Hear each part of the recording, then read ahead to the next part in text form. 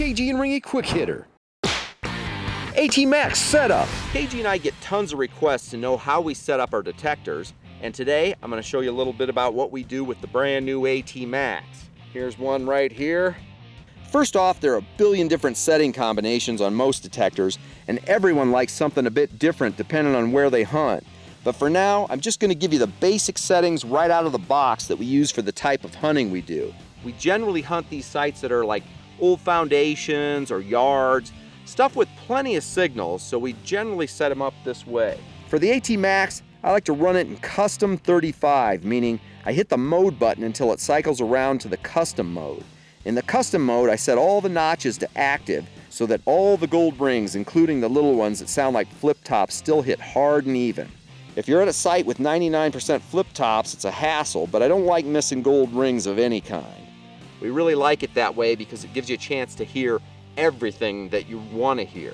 Put the sensitivity all the way up and then drop it back maybe 1 or 2 notches.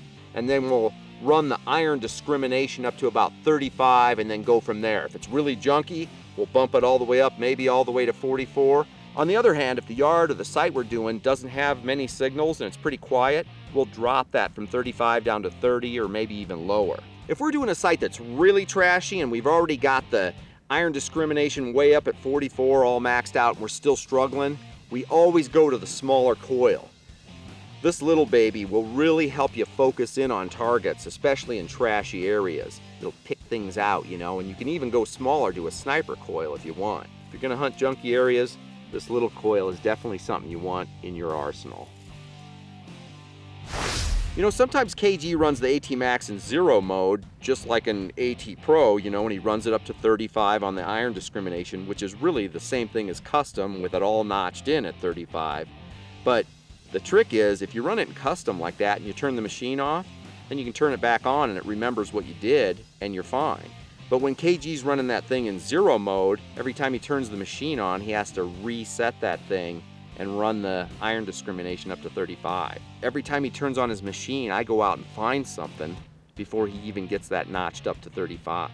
KG's not very smart. We have to take care of him sometimes, and we try to give him little tips to help him out, but sometimes it doesn't work out. So if you see KG out in the field, you know, and he's running in 0 mode, just encourage him to try the custom mode, you know? It might help him out in the long run. Keep in mind that some of the sites we hunt, we might be making some minor adjustments all through the day depending on what we're hearing. But for those of you that wanted to know our basic setup, there you have it. That's how we run our AT Maxes.